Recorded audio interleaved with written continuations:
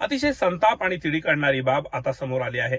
एका उमेदवाराच्या प्रचारासाठी, एका आमदाराच्या जाहीर सभेसाठी चक्क हजारो वर्षाची रूढी, परंपरा, प्रथा मोडीत काढण्याचं महापाप गावातल्या दोघा तिघांनी केलंय।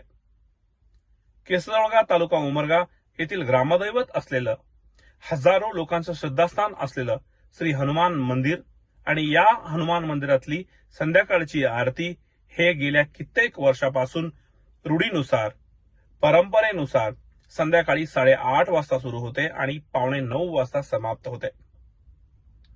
ऊन, वारा, पाऊस काहीही असो, याची कसलीच तमा कधी केली जाते नाही। आरती 8:30 म्हणजे 8:30 ला सुरू होते। गावात एखादी दुःखद घटना घडली असेल, गावात एखादा मोठा कार्यक्रम असेल, या आरतीमध्ये कधीच आतापर्यंत खंड पडला नाही। आणि जर चुकून कार्यक्रम आरतीच्या आधीच सुरू झाला आणि आरती वेळेत सुरू झाली तर आरती होईपर्यंत कार्यक्रम पूर्णपणे थांबवला जातो।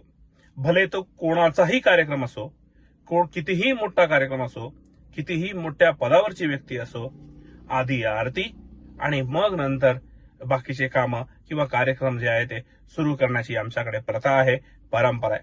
मात्र आज देवापेक्षा, चक्क देवापेक्षा मोठं होण्याचा प्रकार या गावातल्या दोघा तिघांनी केलाय। या दोघा तिघांनी महापाप केलाय।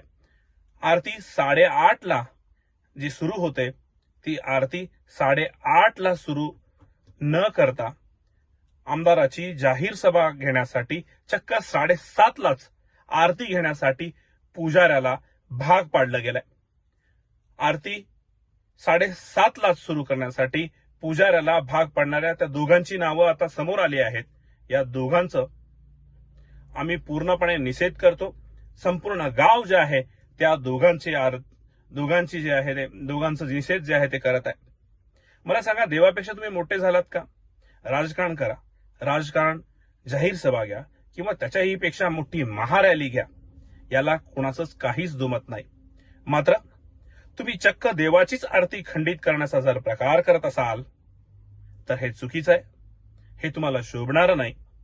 हे महापाप तुम्ही जे केलात याचे परिणाम तुम्हाला येत्या काळात निश्चितच भोगावे लागतील।